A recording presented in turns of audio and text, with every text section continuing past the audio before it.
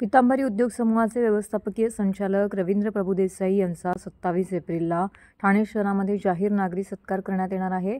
पितांबरी उद्योग समूहाचे व्यवस्थापकीय संचालक रवींद्र प्रभुदेसाई यांना नुकताच टिळक महाराष्ट्र विद्यापीठ पुणे यांच्या वतीने डीलिट ही पदवी प्रदान करण्यात आलेली आहे।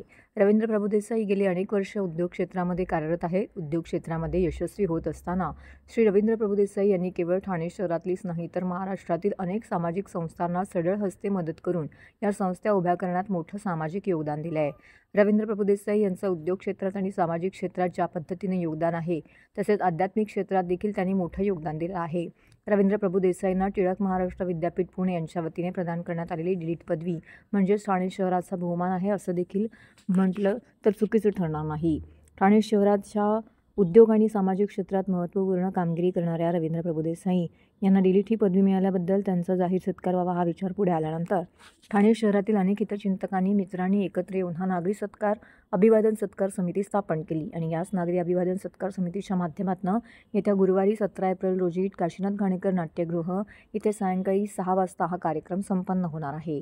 या कार्यक्रमाला प्रमुख अतिथी म्हणून राज्याचे उपमुख्यमंत्री एकनाथ शिंदे, ज्येष्ठ अणुशास्त्रज्ञ संशोधक पद्मविभूषण डॉक्टर अनिल काकोडकर, अध्यात्माचे उपासक सुप्रसिद्ध व्याख्याते डॉक्टर सदानंद शेवडे, सनातन संस्थेच्या सद्गुरू अनुराधाताई वाडेकर यांच्यासह अनेक संस्थांचे प्रतिनिधी येथे उपस्थित राहणार असल्याची माहिती एका पत्रकार परिषदेअंतर्गत देण्यात आली। कार्यक्रमाची रूपरेषा अशी आहे की नृत्यांनी तेजश्री सावंत आणि समूहाच्या नृत्यांनी कार्यक्रमाला सुरुवात होणार आहे।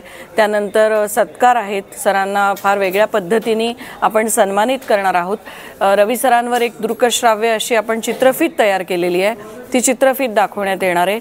सुधीर जोगळेकर जे आधी लोकसत्ताचे संपादक होते त्यांनी फार सुंदर सरांवर मानपत्र लिहिलेलं आहे, त्या मानपत्राचं वाचन होणार आहे। अभिनेता अधोक्षज कराडे हा कार्यक्रमाचं सूत्रसंचालन करणार आहे आणि स्मरणिका व्यास क्रिएशननी स्मरणिका सरांसाठी तयार केलेली आहे निलेश गायकवाडांच्या नेतृत्वाखाली, त्या स्मरणिकेचं प्रकाशन होणार आहे आणि फार वेगळ्या पद्धतीने हा सगळा कार्यक्रम नुसता सरांचा सत्कार म्हणून नाही तर नव्या पिढीत चांगले उद्योजक निर्माण व्हावे, त्यांनी सरांकडून काहीतरी प्रेरणा घ्यावी की शून्यातनं विश्व निर्माण करणाऱ्या या माणसाचं केवढं मोठं काम आहे की जे त्यांनी भारतात आणि भारताच्या बाहेर पोहोचवलेलं आहे, ते रोल मॉडेल कसं आहे, कसे आहेत ते नक्की हे ऐकायला तरुण उद्योजकांनी, तरुण मित्रांनी, सगळ्या ठाणेकरांनी अगदी आवर्जून या कार्यक्रमाला उपस्थित राहावं।